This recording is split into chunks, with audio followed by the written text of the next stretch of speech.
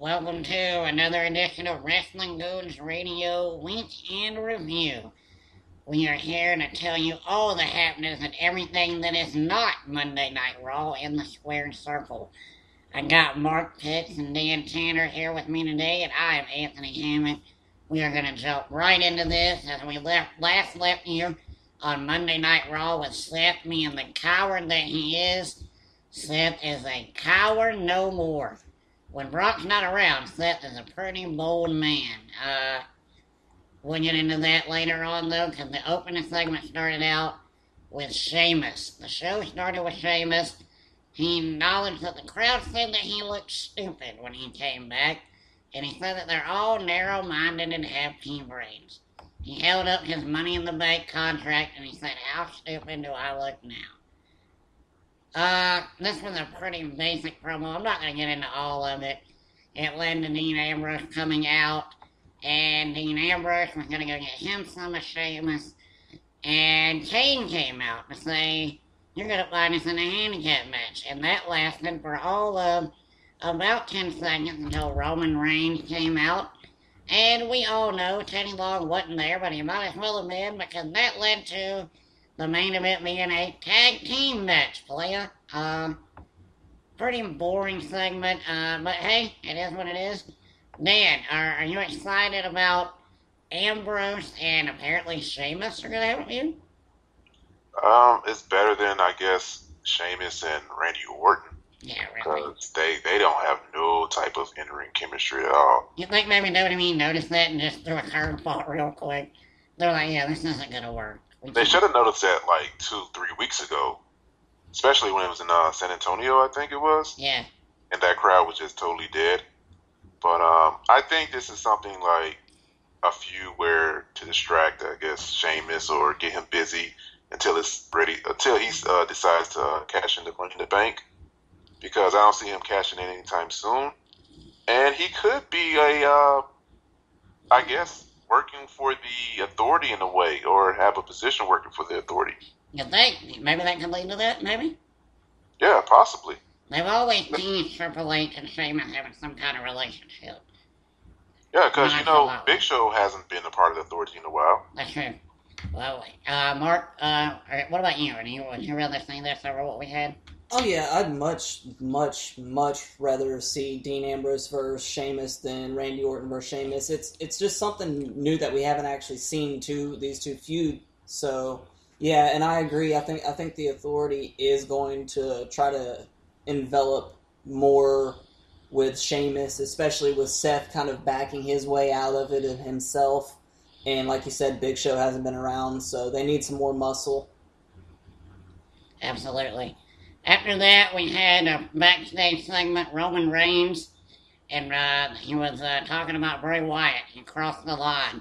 He says he doesn't run and he never will, and Wyatt better find him before he finds Wyatt. Dean Ambrose is there, he says nothing and walks away with Roman. We then had a match where Brie Bella fought Paige when we had Alicia Fox come out and cost Brie the match. And cost Paige the match, actually, not Brie. So Alicia Fox is going to have a rivalry with Paige, and the Bellas get another easy win.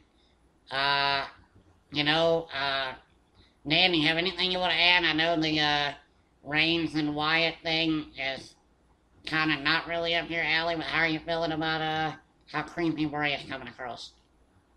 I'm not feeling him really still.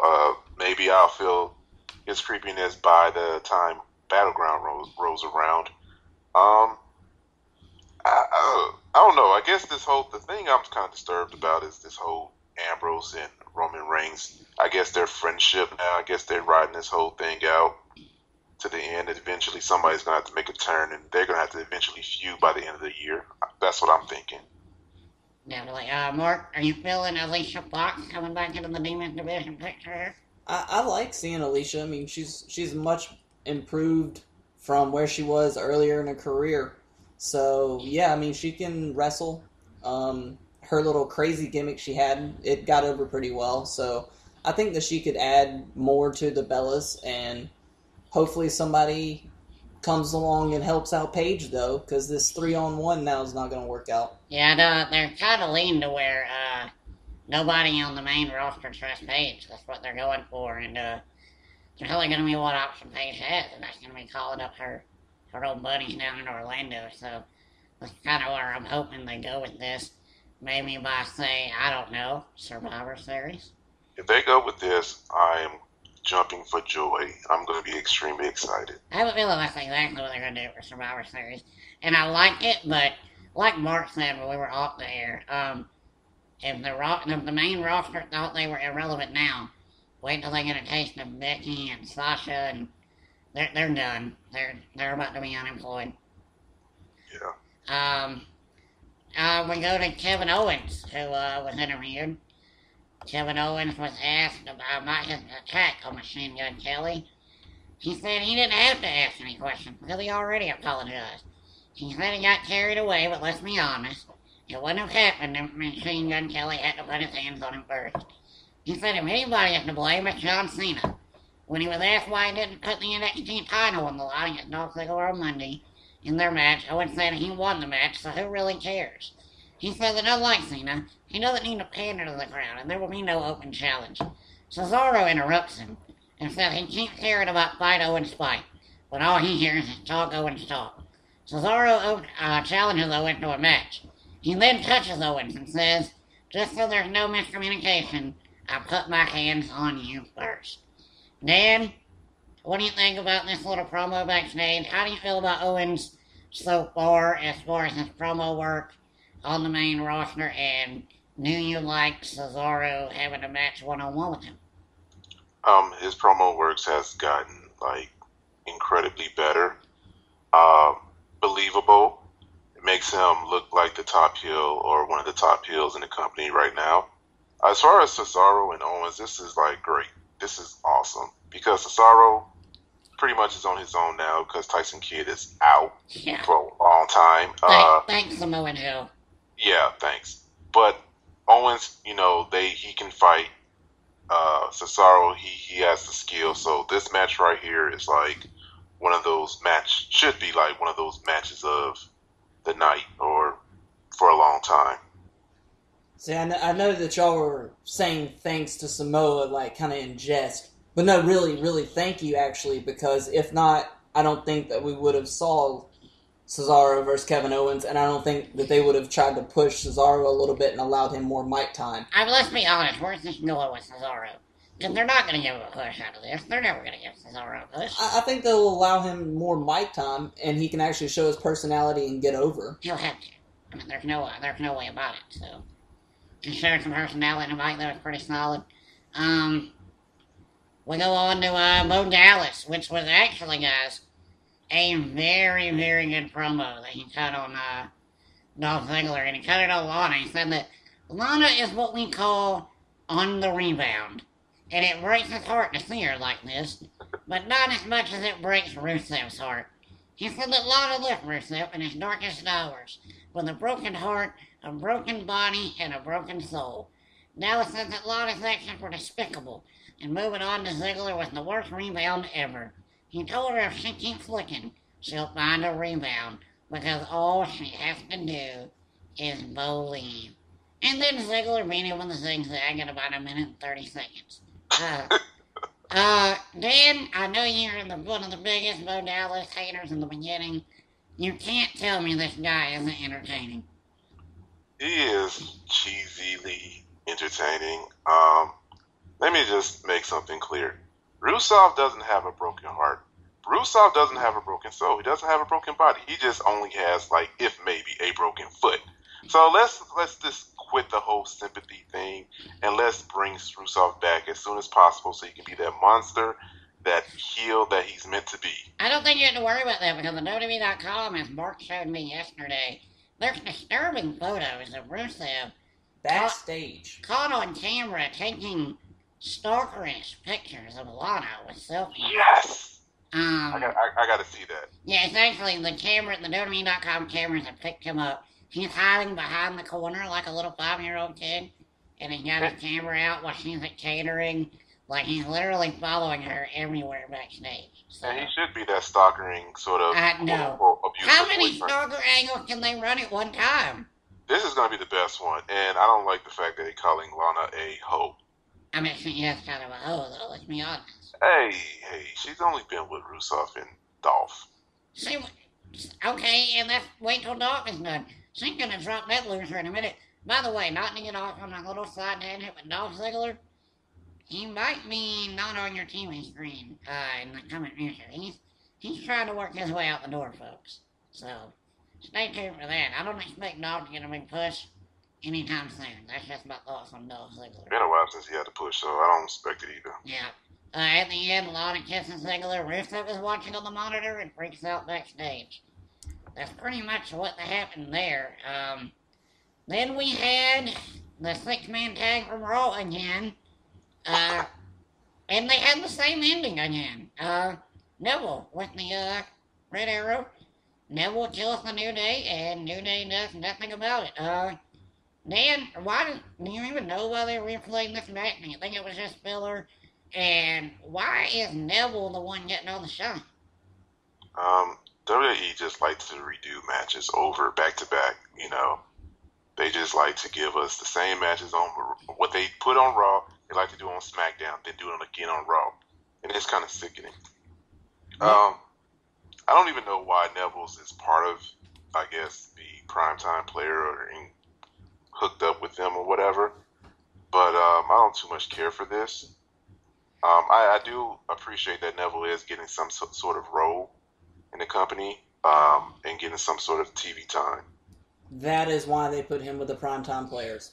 Because they feel that you could get over by association. And if they put Neville with the primetime players, not Neville can get over, but maybe some of the fans that like Neville will start liking the primetime players and pop for him just as much as they do him. Well, they need to start getting some pinfalls. Like, he doesn't need... Oh, that's the two-edged sword, though. That's Vince saying, well, I'll put him with you to get a better crowd reaction, but he's our young star and he's still getting the pinfalls. I don't like that. That's stupid. Secondly, Mark, I'll ask you, have they given up on New Day? I hope not. I don't know. Hope not. What happened?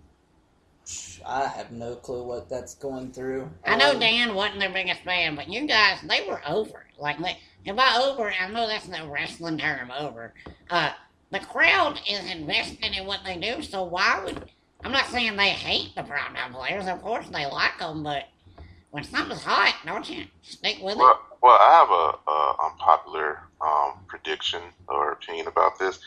Once July 4th comes, when they're in that house show on the network in Japan, once Brock Lesnar get a hold of, Kofi Kingston? Yeah, that's pretty much going to be the end of it. Yeah, I got a bad news. He's not just going to cope me. Like, his buddies are going to go try to save him like dummies. We're going to see F5 City in Tokyo. Like, he's going to kill everybody. That's going to be bad. Yeah. Suplex. Yeah, it's going to be F5s. He's going to get them all. Yeah, I would like to see him do that to Big E. Yeah, definitely. Yeah, can't wait for that show, man. That's going to be great. Next, we're at probably my favorite part of the night. Seth Rollins cut a killer promo. That little steer jaw roll is steered no more. He said he's the biggest star in WWE, and he's the undisputed future of the company. He said he's been under intense scrutiny all the time and always gets some disrespect. That disrespect was taken to a new level this week, and always been asked how he feels about facing Brock Lesnar. Rollins said when he heard the Rock's music on Raw, his first reaction was shock, but then shock turned to understanding. He said facing Lesnar is how it has to be. He's beaten everyone else, and to cement his legacy, he has to defeat Lesnar at Battleground. The same Lesnar who conquered the Undertaker streak and took Roman Reigns and John Cena to Suplex City. Rollins said that Lesnar stood in the ring with him Monday and did nothing. He said that's because Lesnar remembers WrestleMania, and he knows better than anyone how dangerous Rollins can be. Rollins said if Lesnar would have taken a swing at him, he would have knocked Lesnar's teeth down his throat, and the mystique would have been gone forever. He said that he is the diamond that Triple H thinks he is, and at Battleground, he will shine brighter than ever. How do I feel about facing Brock Lesnar, you ask? I can't wait. And he dropped the mic and walked off. Dan, is that not boss mode or what? Yeah, it is. The thing is that Rollins gonna die. Yeah, he did it without Brock there. Let's just add that to it. But the thing is, I can see almost them saying, "Hey, we're gonna still put the title on Rollins." Yeah, see, I'm at the point where I'm torn too. Like, and leaning into like this week, I was 100% sure Brock was winning, and I think I'm down to like 80 now. I'm getting, the more it gets closer, I'm like, oh, Seth might probably take this. Mark, what do you think about how Seth stood up for himself on Thursday? Well, like you said, Brock Lesnar wasn't there. Neither was Paul Heyman. So I mean, Yeah. So yeah, I mean he can talk a big boy game, but come Monday, rolls back around, he's gonna have that same scared look in his face whenever he's face to face with the Beast. Paul Heyman was right, by the way. Triple H really doesn't like working Tuesdays, apparently. No, not at all. He's not ever on Smackdown. But yeah, I think Lesnar will take it just to continue a storyline of Seth versus the Authority. I think that they're kind of going to go that route. They do a backstage segment with Ambrose and Reigns in the locker room, and Ambrose is talking about what all they got to do tonight to get ready. Roman is in a trance, and Dean has to snap him out of it, and Roman said he's fine, that they just need to take care of business tonight, and they need to get home. I have a feeling, this is just my theory, and God, I hope I'm wrong. I have a feeling that when Roman Reigns goes back home, that Bray Wyatt's going to have already been there. And that is not what I hope happens. Dan, I know you said earlier you're not bought into it yet. Does this line not lead you to think abduction a little more?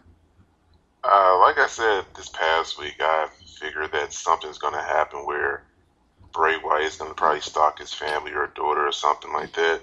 Or maybe him being in a trance or something, maybe be Mr. Wyatt using his Face of Fear spell on him or something. Who knows? I don't know. Well, he also told Dean never to mention Bray Wyatt again. Yeah, he did. He did. He looked really freaked out in that promo. I'm going to be honest. I left that part out. Don't mention Bray Wyatt, but you're going to face Bray Wyatt eventually. It doesn't matter. Bray Wyatt has him in a shook. He's in his head. He said, don't let him. He said, you need to be out here. Don't let him be in there. And because he said, because I faced him and I know, he brought up the fact that he went up against Bray Wyatt, blah, blah, blah. That's going to be kind of interesting, but I really, really, you know what I mean? Especially with all the things going on in the world right now. You know what I mean? Like, there's a lot of bad things that are going on at this time. It's not the time to run an abduction angle. You can't do that. Yeah. We'll see. Then we're going to go... We could join the family, though. We're not going to have a family. I'm not going to buy into that hype. You're not going to get me there. It's not going to happen. We then had the Cesaro-Owens match, and that was incredible. It lasted about a good 10 minutes. Cesaro got a lot of good offense in. Owens won with the package powerbomb. Go figure. Then we had Miz at the movies. That's apparently a new segment they ran this week, and he broke down the movie Vendetta, starring The Big Show. He said he turned down the role Big Show got because of scheduling conflicts. He criticized Big Show's performance and put over Dean Cain. By the way, Superman is in this movie, Dan, so you might want to check that out.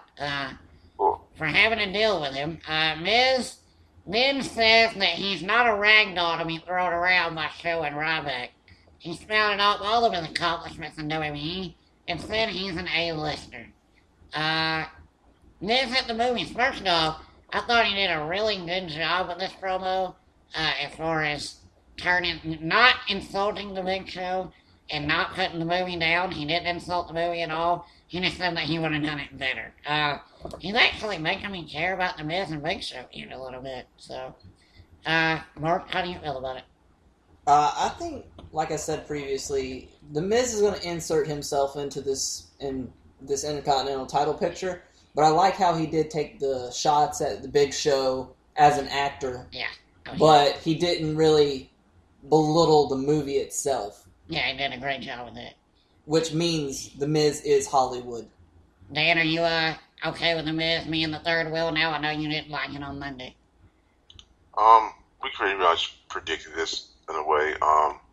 Him criticizing Big Show being a movie star is like whatever, because I haven't even seen none of the Miz movies yet. Well, you those are the greatest movies ever, sir. You can't criticize them when you haven't seen them. Box office hits through and through. Jingle all the way too. Miz? Yes, sir. I mean, alright, so he's in the Marine. First of all, I like the Marine. Well, I hate the first one. I like the second one. His movie with No, it isn't Larry the Cable Guy. That's Santino. So I've never seen part 3. I would like to see part 3. And 4, the only reason why I'm kind of hesitant to see part 4, with the exception of me not seeing part 3, is because Summer Rae's in it. Well, yeah, I'm not gonna do it because the simple fact that they try to make her his legitimate sidekick, so she's actually going through the desert and the swamplands in her little painted up, camouflaged up with her AK-47. I'm not buying it. Sorry, not happening. Hey, Nope. how about WWE, since they have like a film studio, like have more of their superstars be in movies, like I'm all pretty sure together? that's what they've been doing, man. Like, you gotta look at Sheamus, you gotta look at Miz, you gotta look at No, that's Paige. just one individual, but like, let's just take like 5 WWE superstars and put them in one movie. Oh, no, because well, you can't do that, because then Make it you're gonna, expendable style, but with WWE you superstars. can't do it. how are you going to take those people off of the road getting that much money? Just to spend money and hope that you make it back. And then how are you gonna replace them on television for live shows and everything? This would be a way for people like Zack Ryder to get some. Yeah, because that's what we want. We want Zack Ryder carrying our ratings on TV. It's only for a few weeks. No, it isn't gonna work. By the way, Raw did pop up at 2.8 this week, and in the era of DVRs and all the other shows, 2.8 is pretty solid. Especially when they were coming off at 2.3, they had low ratings coming in this summer, and I think that's why they went to Brock early. They called him in. They were like, "Hey, we need some heavy hitters in these down summer months. We'll have to see where that goes." All in all, this segment, they ran the Destiny segment again. It was the same thing. I just wish they would have come up with something there, you know. But a good promo nonetheless. And then we ended with the main event, the good tag match. It ended with, get this, hold me up here, you know, in shock. Bray Wyatt pops up on the Titantron, and he is singing on the little teapot, holding the picture of Roman Reigns and his daughter. And, of course, as my biggest pet peeve in wrestling, the idiot in the ring has to look up at the Titantron and just become a moron. And he turns around and eats the brogue kick, and 1, 2, 3, Sheamus pins Roman Reigns. Hey, Roman Reigns lost twice in 1 week, guys.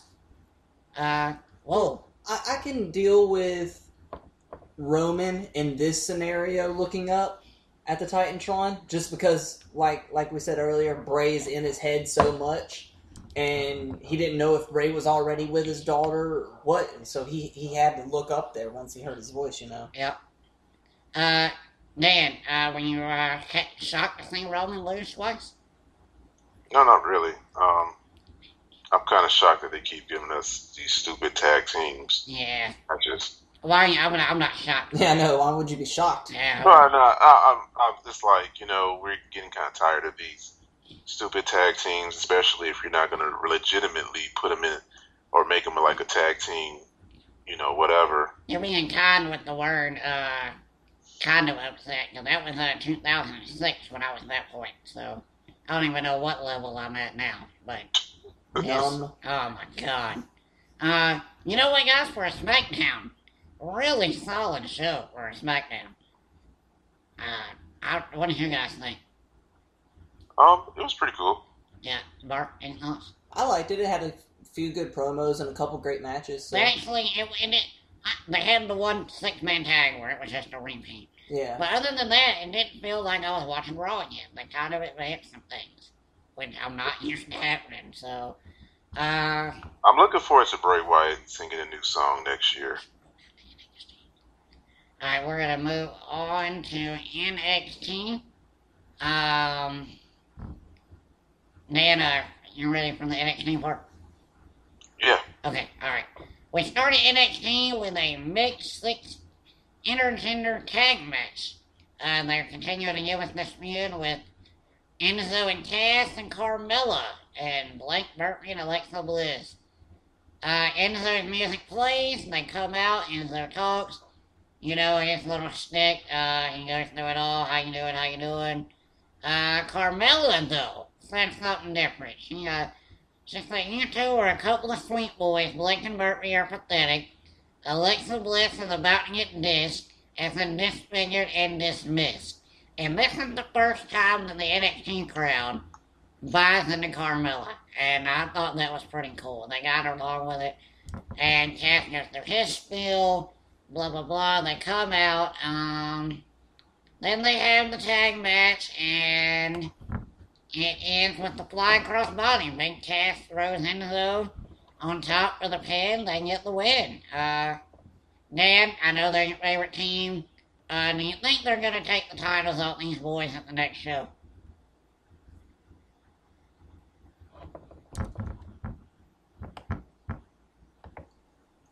Yeah, they should. I hope so, because it's about time. Not taking anything away from the other team, because I think that they're a good, solid team too. Maybe when they win the title, they'll have a nice little long reign, and then might lose the title and be caught up. Mark, what about you? What are your thoughts on this feud they've been having? It's been lasting a while. Yeah, I like Enzo and Cass. I think Blake and Murphy have actually developed more of a character, and they've actually got music, and they have a Titantron entrance. And I really like them with Alexa Bliss, just for the simple fact that she adds that kind of new dynamic to them. Yeah, call me sexy. Well, yeah. It's called having a reason to watch. Yeah. Their pigtails are stupid on Murphy. Yeah, and I'm glad that the NXT universe decided to call him out on that as well. Yeah, please don't do that again. Let's please. I can't take the team of Enzo and Cass seriously, as you all know. I like the promo work, they're great. I just think that Enzo needs to be the mouthpiece for Cass. I feel like he's holding Cass back. It's Shawn and Diesel all over again. Whoa! He's holding Cass back. I think it's the other way around. No, not at all. Cass does all the work in every match they have. Enzo gets beat up, can't hold his own, makes the hot tag, Cass cleans house, they get the win. When Enzo gets a pin, it's just Cass throws him on the guy. So, no, it's not. No, Cass does all the work. Sorry.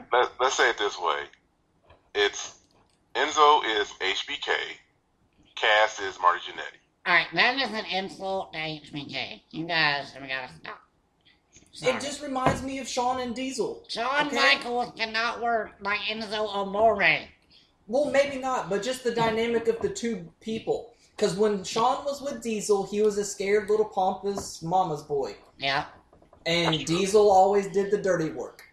That's what I gather from these two. Well, I know on the main roster, I can definitely see him being just a manager. Let's hope. After that, they ran probably what was my favorite thing of the night. Part 1 of 3 that they're going to do. The introduction to Finn Balor. Letting the people know who he is. Man, was this a good 9 minutes of television. They started off the promo with him saying, "Hi, my name is Spargo Devitt." And that's when I was like, whoa. They have pulled back the fourth wall here. And then from there, I didn't realize that he had trained Becky Lynch. And she's the reason that she made it into wrestling and got her overseas. He actually had a very, very important role into her deal. Looking very, very forward to these vignettes. Next week, they're talking about Japan. I'm going to New Japan, and that's going to be pretty interesting when they get into his Bullet Club stuff. Stay tuned for that. Dan, leading into this July 4th show, are you on board the Finn Balor train? Absolutely. I was down for I like the video that they did or the interview. I didn't know how close he was with Becky Lynch. And once they get over to Japan, I'm hoping that they incorporate the Bullet Club in some sort of way. They can't. They can't. They're under. Well, not. Well, they can for different reasons though, but in sort of like hint at it at least. They can mention it, but they can't be there because they're under contract with New Japan and Ring of Honor, and they're not going to be allowed to be in a WWE show on camera. Yeah. Mark, your thoughts on Finn Balor? This segment, The interview was great. What I was more impressed with after the interview, though, was the promo for the July 4th. Yeah. Where it had him in the suit, and then it had the demon trying to come out. Yeah. And it says the demon will rise, and then it had the rising sun in Japan. That was pretty epic. I have a feeling, and David told me this, which kind of got me hyped. If you notice that the body paint keeps getting a little longer each time, I think we're going to get the full body paint here at the July the 4th show. I think it's going to be covered from head to toe. And that'll be awesome. I also think the demon is part of a heel turn. And that'll lead to a Tommy Hiller back. That'll be a great year, I'm hoping. So we'll see for that. Next, we get the debut of a new diva in NXT. Her name is Cassie. Bad news for Cassie. She faces Charlotte. And I think we all know who wins this match, right? Charlotte taps her out.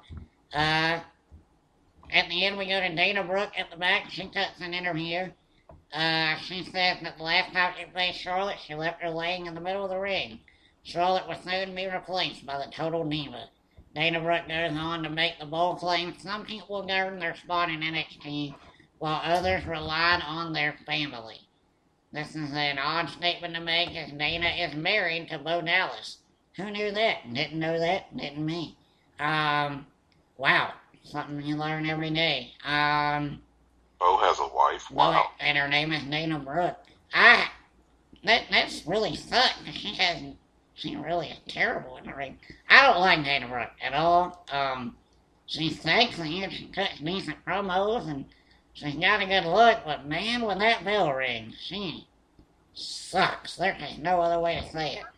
Oh my god, it's terrible. So you think she's the worst woman in the NXT? By far, yeah. She's the worst.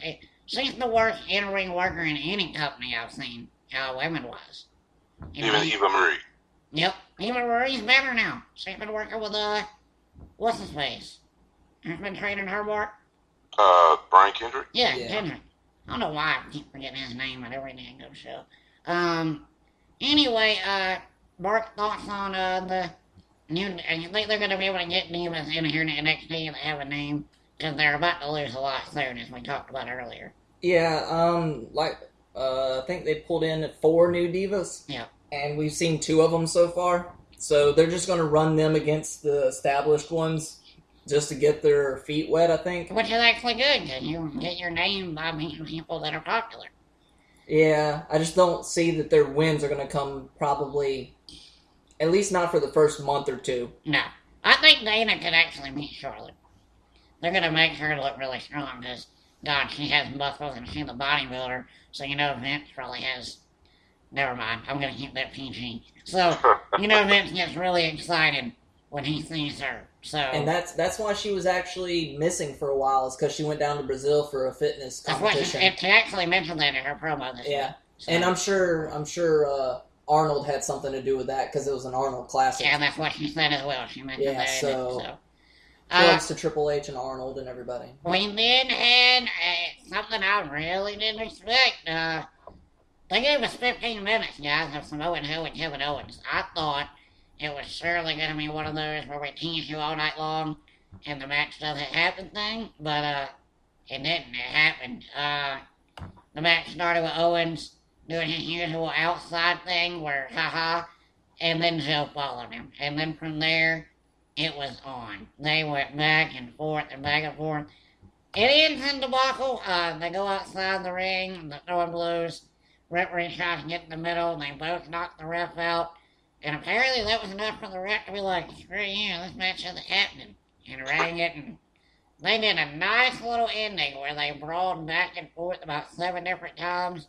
Kevin Owens, being the heel he is, at the end knocks out 3 security people, aka workers.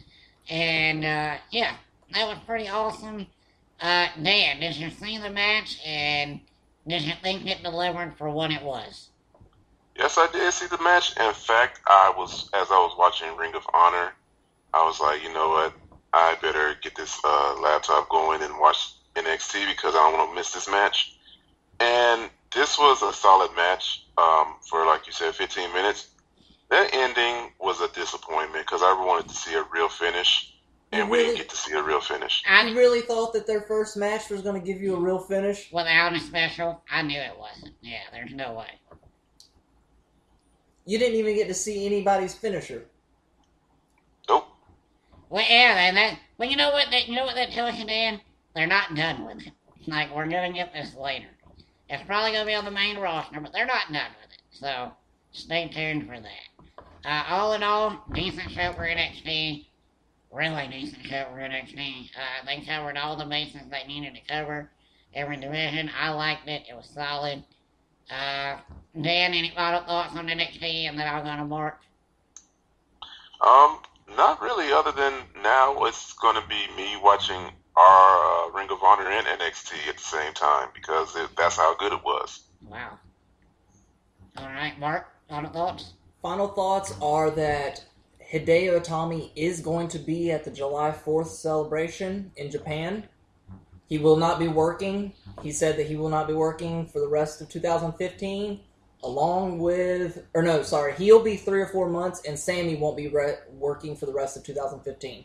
Do you think at the Japan show, after Finn wins, let's say he's celebrating with the confetti and everything goes down, is that where Hideo? I think that's where Hideo finally confronts him. And right when he has the belt, Hideo comes out and he's like, "You're the one. You attacked me." Well, I thought they both were coming back in October. No. They both said they're out until next year. I read that today myself. Oh, wow.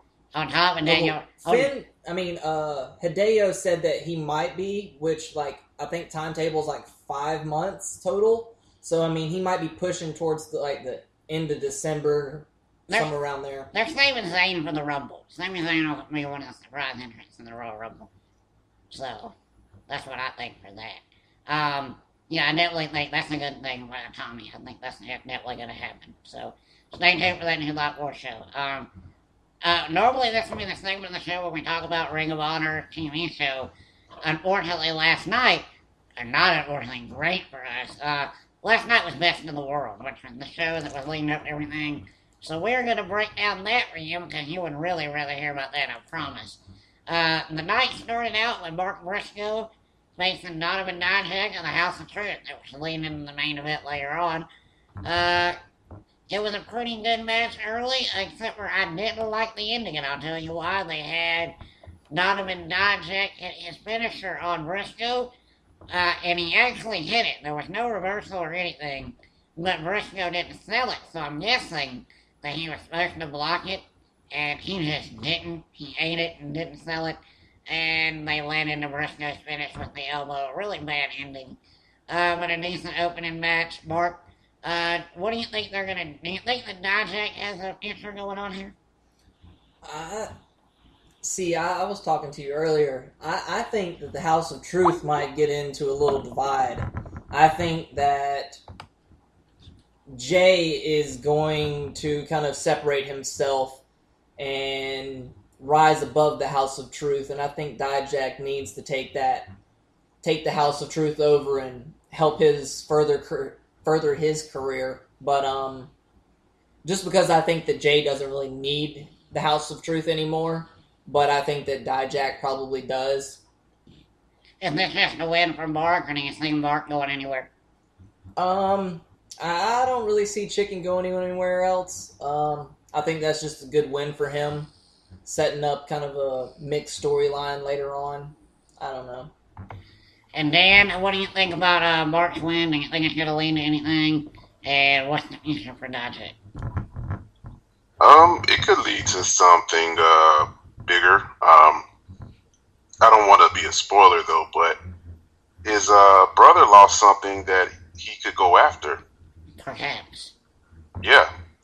That's And it. Dijak, I don't know. I really can't connect with him really. Yeah, he hadn't really done much yet. Like, they put him in the truth, and he got a big future, but man, like, I just can't associate with anything he's done yet. Yeah. I'm with you on that. Next we had, oh God, kill me. The dead game, BJ. BJ Whitmer, who was greeted with F you Whitmer chants, so thank you crowd for doing your part and letting BJ know. How dare they speak to that man like that? BJ also threw a towel at Steve Corino's face. I was hoping that Steve takes that headset off and shoves it up his you-know-what. God, I hate BJ Whitmer. The match was what it was. Seidel jammed his knee early, and ACH got the working in the match after Seidel finally got that hot tag. The Dead King cut him off, and all in all, it wound up being Carino pulling the ropes down, costing Seidel, and Page hit the rights of passenger Seidel for the win.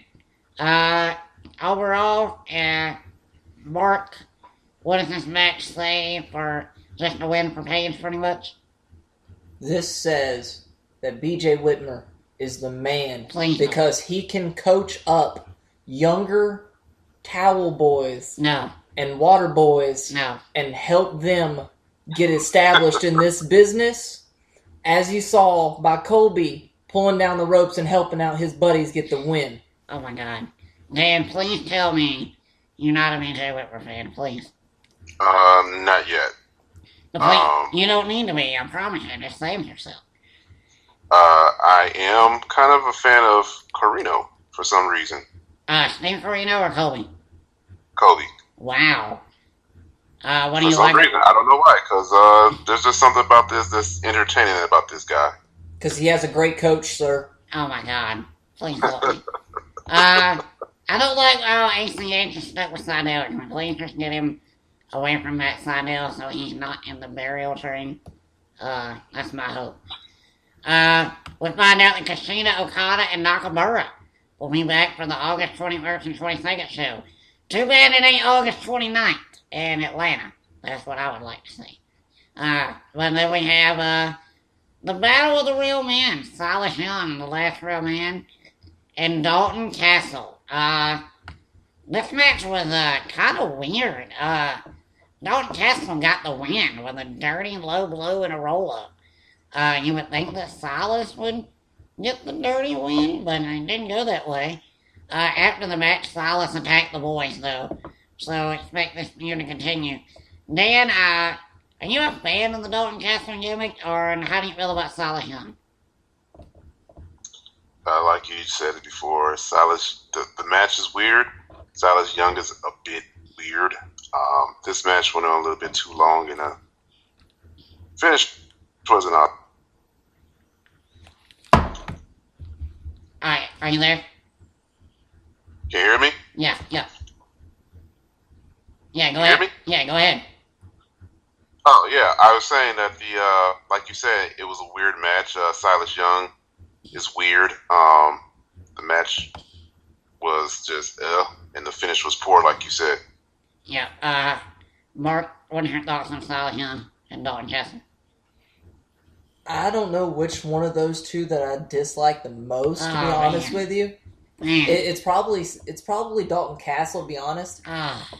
I know I'm You guys don't know real talent, man. These two guys are great. No, I mean, I kind of dig some of Silas's character, but at the same time, this is just weird. He feels like an old man trying to be a young buck. Wait till you see him do that handstand on the top rope into an elbow. There's nothing old about that guy. He's great. Oh my God. And how do you not like Dalton Castle and the boys? Come on. That's entertaining. I mean, it's entertaining, but at the same time, it's kind of like, what are you really doing? Yeah. I mean, are you trying to relive the Roman Empire and have young men like carry you around? I don't know. That's his inner gold dust meets gladiator. Apparently. So, Next, we get the reuniting of the CNC Wrestle Factory for one night only. Spoiler alert.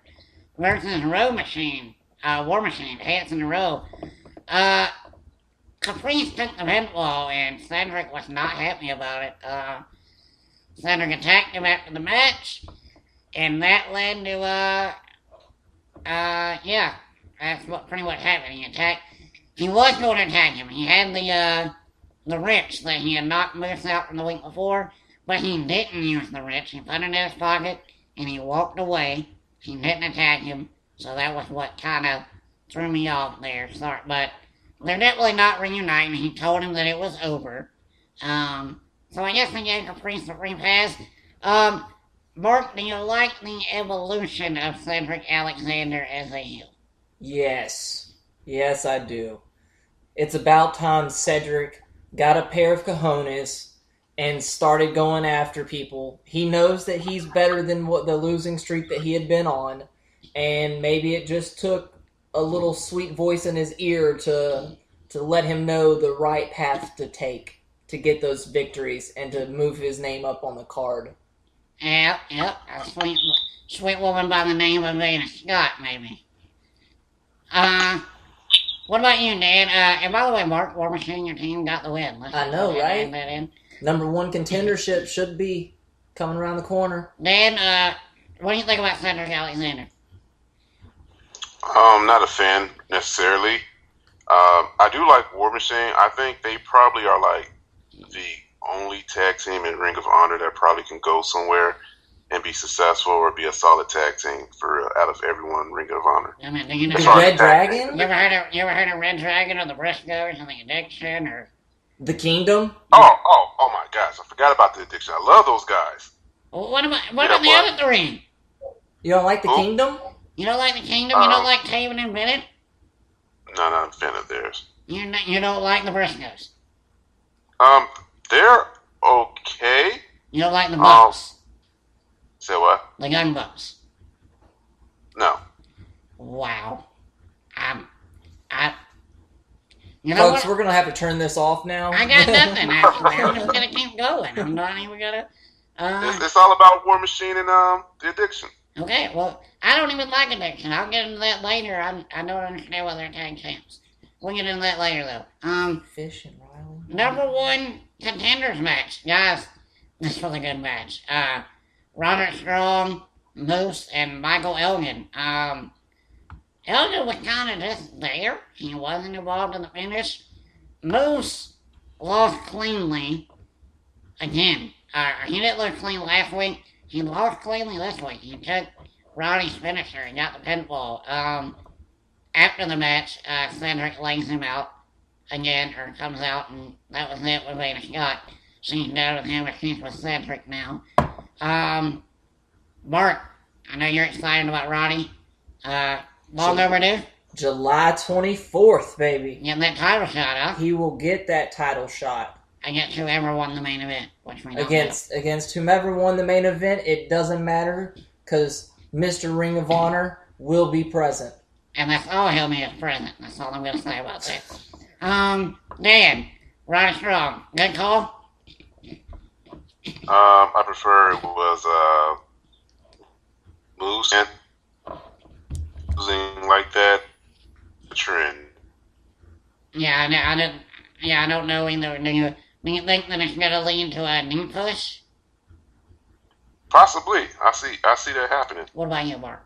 No, I think that he's going to have a little bit of a wait, and they're going to let his character develop more, especially putting him against Cedric. I think it'll be good for furthering his character and at least making him a character, not just a behemoth former football player. I think he's getting Roman Reigns. I think they just he got the push too soon and they knew it, and they're like, okay, it's not that we're not gonna give it to you, we're just gonna take you down a notch for a minute. So we'll just see where it goes. Kudos to Roddy though. Hope he delivers on that. Next we have the 6-man tag. The Kingdom face Bullet Club. A rematch for War of the Worlds. Good match again. To Tell you what, WWE made me against women and men having violence against each other. Ring of Honor isn't, not when it comes to Maria Kanellis. She took a Pele and a double super kick at the same time. She got kicked by 6 feet. Adam Cole took the loss, which I was shocked by. And it ends with the Kingdom blaming Adam Cole, actually, for the loss. I have a feeling he is about to be out of the Kingdom, which I don't think he needs to be in anyway. Adam Cole is bigger than the Kingdom. But another good win for the Bullet Club. They make them look good. Mark, thoughts on this match and segment? Poor Maria. Poor Maria. I can't believe that Adam Cole allowed her to take that. Michael Bennett should be Don't mad. you blame Adam Cole. It is not... Maybe her husband should be more of a caretaker. Well, that's all I'm going to say about that. Maybe she could call this podcast up and find herself a real husband. Exactly. I'd take care of her. Maria, please call us. Please. Dan, thoughts on this 6-man? Only thoughts I got is on Maria. Oh, well, on that for her. I am excited for Adam Cole. I just want to see where they go with this. Adam needs to be on his own. He needs the big belt back. Whoever the champ is, look out. Adam Cole's on the horizon. It's coming. Then we had the no DQ tag team title match, and I stress the word no DQ. With Fish and O'Reilly, they don't do a handshake, but it of course ends with Christopher Sabin, who is not at ringside, coming out and interfering, and Fish takes the finisher of the Addiction, and they retain. Dan, I know you were probably ecstatic about it being an Addiction fan. Mark, on the other hand, Red Dragon fan. Mark, I will let you state your case first. Why should Red Dragon have won the match? Because the Addiction would be nothing without the KRD. If Chris Sabin didn't insert himself into this match, that would have been a 3 count with Kazarian's feet tangled up in the ladder and Daniels getting pinfalled because he just ate it and he was not kicking out. Pretty much. And Dan, why did they do the right thing with the Addiction winning? Because the Addiction are who they are. They're the... I did say that I like the War Machine, but you know the Addiction is the best tag team No, they're not. in Ring of Honor, and They're not. they're not. No, they're really? not. They're better than Red Dragon. No, they're not. That's why Red Dragon was champions for a year and a half. Well, guess who's champion now? Yeah, because Red Dragon's going to Japan. Well, maybe they should stay in Japan. Wow. Wow. Maybe the Addiction should retire. Christopher Daniels is 44 years old. Christopher Daniels is cool. I like him. I met him before. He's cool. Frank Kazarian is still trying to get the same WWE as in 2001. Let it go. It's stupid. Oh, I hate it. So I do have a question, though. Do you think that they're going to lead into a finale with a ladder war? Yeah. Because they brought out the ladder? Yeah, definitely. Definitely. I can see a double ladder match for the tag titles for sure. That'd be nice, though. Yeah. Good luck for Daniels having to take another ladder spot. Have fun with that, buddy. Throwing your back out when cheering tall. Jeez. Main event time, guys. I'll tell you what. This is probably my match of the year right now. I put it over Neville and Balor. Oh, really? It was great. It was, if you haven't seen it, go back and watch it. They gave these guys 42 minutes. And I'm not talking promo work and then the introduction video. I'm talking from the time the bell rang, they had 42 minutes to tell that story. Oh my God. I can't even describe every spot in this, so I'm not going to. Let's just say that it ended up telling the perfect story of Jay Lethal having to man up like Jay Briscoe told him to do all along. And we have a new Ring of Honor champion, Jay Lethal, ended the 2-year streak of Jay Briscoe. He beat him, and Jay Lethal is now the king of Ring of Honor with the TV title and the Ring of Honor title. Dan, what'd you think about this ending? It was very solid. I think Jay Lethal was like a top 3 best heel, possibly best champion of all the other promotions. I'm happy for him. I wish that he could probably get a shot at WWE, but probably won't. But this feud might continue on for another 6 months. Well, maybe not 6 months, but for a while. See, I don't think so. I think because they ended with a handshake. And I think that maybe they'll get the one rematch, and I think that maybe they're just going to put the Briscoes back together like they always do. Because Jay, and this is going to sound crazy, Jay's at a point where he doesn't need the belt. Jay's that over. It can be over. Yeah, he's just Jay Briscoe. He doesn't need the belt. He's Jay Briscoe. Yeah. That's my thoughts on that, Bart.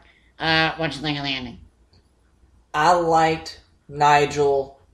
I had thought that Nigel was going to screw over Briscoe, and I'm glad that Nigel and oh god, now I can't even think of the rest freaking name. But Sinclair, yeah. I'm glad that they did their job, took out the House of Truth, and one by one, by the way. Lethal manned up, and he earned that title after taking a Jay Giller through the table. He should have been dead. He really should have been. He should have been. I was like, there's no way he's moving. Not only did he move, he kicked out at 2. Kicked out at 2. Unbelievable. Then he ate another Jay Driller. Still kicked out. Then hit a Jay Driller. Well, let's not say that. And lethal injection. Well, you know what? Let's not take anything away from Briscoe now, because Briscoe kicked out at 3 lethal injections himself. Yeah, so, 2 of which were in a row. Yeah, it was brutal. It was a heck of a match. I'm excited to see where they go with Jay. Jay Lethal, that is.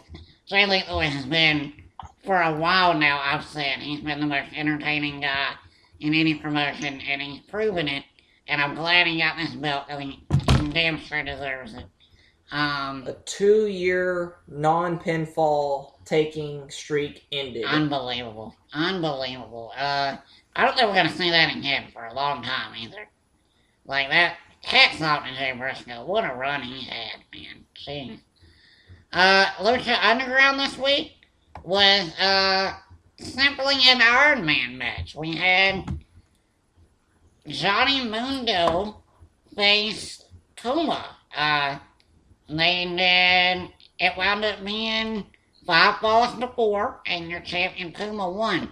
The one thing I want to talk about in this match was at pinfall number 3, when it's 1-1, Mundo pulls out a lead pipe, and he knocks out Kuma unconscious for the pin. The announcer, Vampiro, says, "What's he doing, brother? He should be laying on top of him and covering him again." And so he does. He pins him 2 more times. Now, any other Iron Quit match or Iron Man match or what have you, when there's multiple falls, correct me if I'm wrong, isn't it standard for there to be a 30-second break when the guy has to stand up before the next fall begins? Mark? See, that's the thing. The majority of, I guess we can't really go by what is wrestling for each promotion and have kind of like a standard.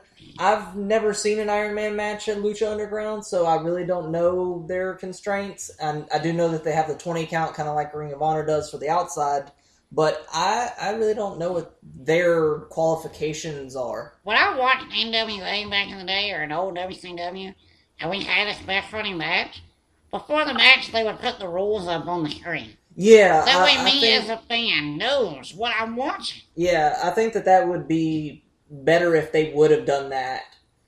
Because that kind of leads into fans being like, well, hey, that's not right. You just cheated that man. Although, I mean, I guess it can make you draw yourself into more of thinking that the other person got cheated. Yeah. But, yeah, I agree. I think that the rules should be posted. Dan, any thoughts you want to add to this Iron Man match? And Lucha Underground only has 2 more months left. So, what's your thoughts on them as a promotion overall?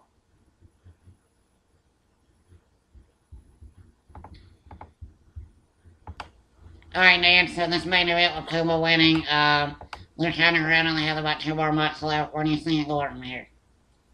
I don't know really, because saying that I'm somewhat fairly new to Lucha Underground, I don't know what to make of it really, because it's like the weirdest promotion. It's like something I've never seen before, and it's like different in a way. Not saying it's a bad thing, but some of the performers there are pretty cool.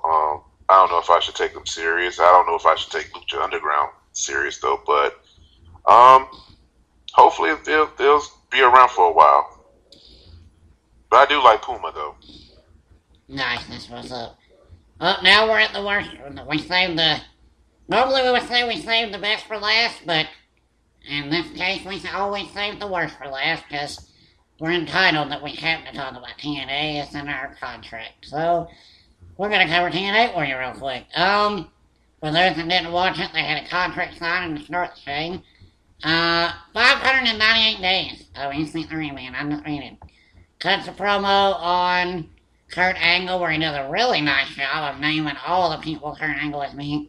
And he names every WWE moniker from You Can't See Me to the Rated R Superstar. It was great. It was a great promo. Angle comes back at him and tells him that he's going to take him down, blah, blah, blah. They both sign the contract. Bobby Lashley comes out, and we figure out that he wants a shot at EC3, so they're going to have a fight later on in the night.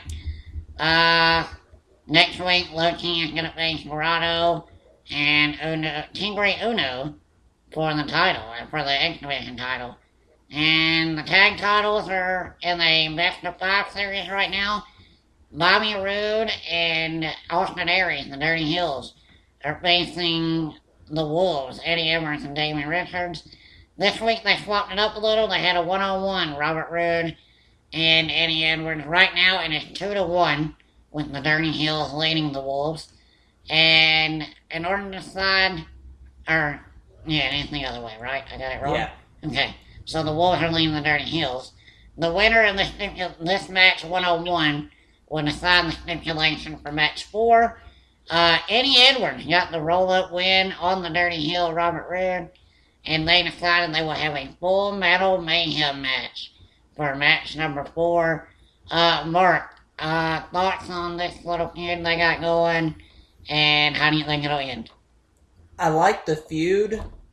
Full Metal Mayhem's kind of like one of TNA's go-to matches during tag tournaments and I guess best of 5 series, because they've actually done a best of 5 series. At least the Wolves have a couple times now. Yeah. I think Roode and Aries will get the win, so it'll have to go to the 5th and final thing. That's just normally how they always do it. But I'll look forward to the match itself. We then have a promo from Bobby Lashley, as I said earlier. He says his intention of why he's here. Real quick, Dan, I'll go to you about to ask you real quick. Do you think that this is a good feud with the Dirty Hills and the Wolves, and will there be a title change?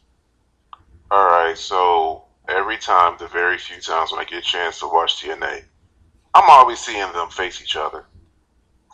I'm tired of them facing each other, Wow. to be honest with you. Wow. I like Dirty Heels, but I'm tired of it. It is the best of 5 series. I mean, they're going to have to keep wrestling each other. I mean, it seems like it's been the best of 100 series, though they fought so many times before. It's like, now you guys decided to make it a best of 5. I'm done with that. Yeah, there's Dan's opinion, folks. He's out. And then I told you about the last thing. We then go to JV in the back. He's looking for Bram's opponent and like, guess who he finds, guys? Joseph Park. Not Abyss, but Joseph Park. He's back, and he said that he lost his legal business. He invested in touts. That was hilarious. That was actually a funny part of the promo. He said that he heard what Bram was saying, and he wants a shot at Bram. He wants to prove he's the top guy. Yeah. Dan, what's your thoughts on best going to win yet? We have Joseph Park. Alright, so he lost all of his investments in tout. Yeah. The last time I remember tout was a thing or whatever was when WWE was promoting it. Right. So that was kind of funny right there, though. But it's good to see him back, I guess. I hate it. I love a mess, so I hate Joseph Park. Mark, thoughts? See, I don't actually mind Joseph Park, but man, is TNA like ripping on WWE week after week after couple times tonight. Yeah. I mean, Joseph Park is Kane, or he is the corporate Kane, and the masked Kane is Abyss. It's blatant as can be. But well, they're using Bram, who they got from WWE. Well, yeah, I know, right? So, yeah, we're not done with that either. Next is Mark's favorite segment. Mark, I will let you go ahead and talk about it. You lead us into the Dollhouse versus Kong and Brooke. All right, so Taryn Terrell is a wonderful knockouts champion, and she's not scared of anyone. Just throwing that out there. But Marty and Jade, if they win against Brooke and Kong, then they will get title shots. If they lose, they will never get title shots again, which is a pretty big stipulation. Mm-hmm. And so the Dollhouse starts the brawl, and Kong and Jade are in the ring, and the results are, of course, unfortunately, Brooke and Awesome Kong get the victory. I mean, how could you not get a victory with Awesome Kong on your team? Yeah, exactly. I mean, unless it's like a 5-on-2 handicap match, you're not beating her. So they both get title shots? Apparently, yes. Wow. Wow. Dan, thoughts on this segment? Nope. No thoughts. Roll on with it. I think that I like the Dollhouse, actually. That's a good thing for Taryn. She plays the heel real well. But the bottom line is you're not going to make me believe that you can line 10 women up. I'm not believing that 10 women can beat Kong. Sorry. So, I'm not buying this story, though. Can't do it. It's Kevin Steen of TNA's Women's. This next segment is probably going to disturb some listeners. Me being handicapped kind of bothered me a little. They replayed Eric Young at Hardcore War. I didn't realize this happened. He ripped Chris Melendez's leg off, his prosthetic leg, and beat him with it. He beat him with his own leg. It was on Raw. I mean, not on Raw, but in WWE like years ago. Zach Gowen? No, they kicked his leg out from under him. I don't think they beat him with his leg. But they did kick his one leg out from under him. That happened, which was... They put him in the back against Brock Lesnar, by the way. So, yeah, little Zach Gowen had to fight Brock Lesnar. That was great. I like Chris Melendez, man. He's a hell of a worker. They're fighting next week, by the way, Melendez and Eric Young. Mark, did they go so far? Oh, man. I really don't know how you go too far in an entertainment business. I mean, like, if you compare it to a TV show, just a TV show in general, I wouldn't say that they did. But if you kind of take that TV show out of it and you're in a live event and people are chanting USA at a war veteran, it kind of made some shades of gray there. Yeah, I don't think that was in the best of taste, but I understand the storytelling, I guess, but I don't have to approve of it. What about you, Dan? Thoughts on it? Very poor in taste. Just awful. Well, Melendez obviously isn't offended by it. I mean, he's going to go along with it, so. I'm offended by it. I am. Okay, I agree. That's all that really matters then, whether he's offended or not. We'll move on then.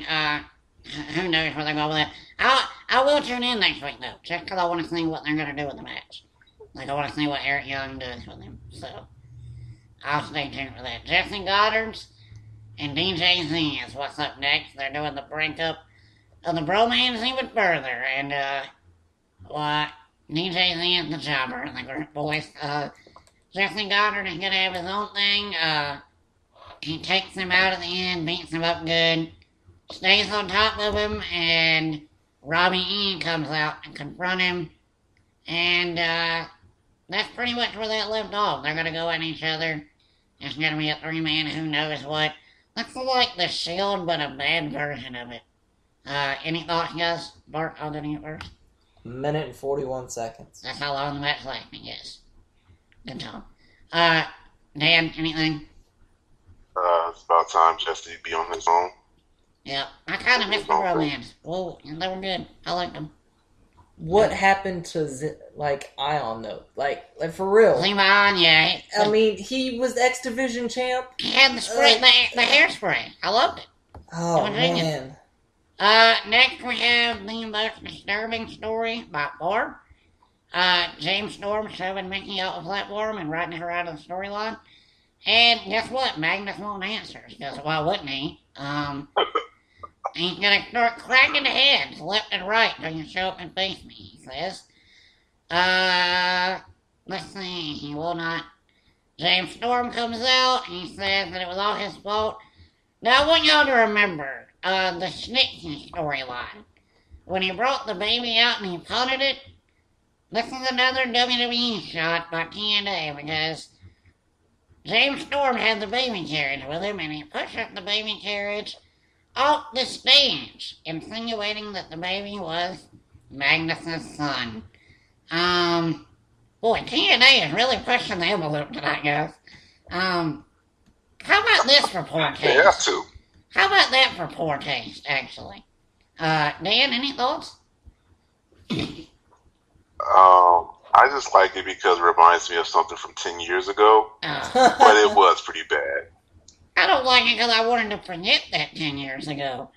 Mark? This seems to me, I mean, just this night in general, seemed to me that they were trying their hardest to take as many shots at WWE and to push the envelope so much to try to get their name out there somehow, some way, so this sinking ship doesn't fully sink. Now, Mark, here's where this last part I've been thinking all day, ever since we talked earlier, about how we were going to talk about this last part of this match.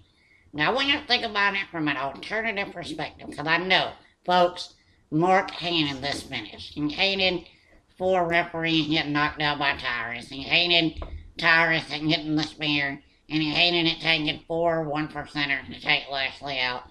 That's what it is. But Mark, keep in mind, Dusty Rhodes died this week, right? What kind of a Dusty finish was this? Maybe that was TNA's little tip of the cap to Dusty Rhodes. What do you think? I can give them this, that ending I can give them to, okay? They ended it with 3 different refs, one ref waking up after he got knocked out by someone and not disqualifying that person. It was bad.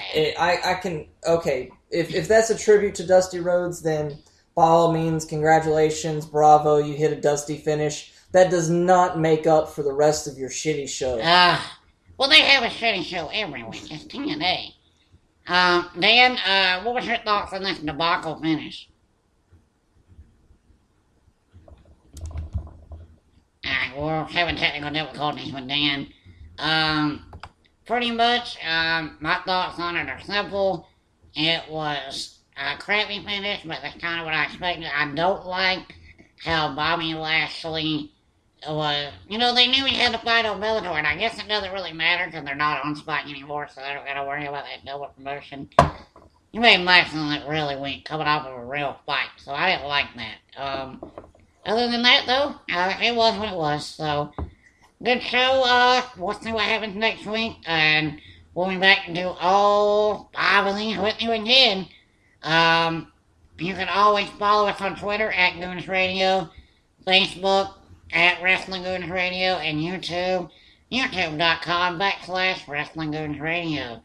For Mark, for Dan, and for myself,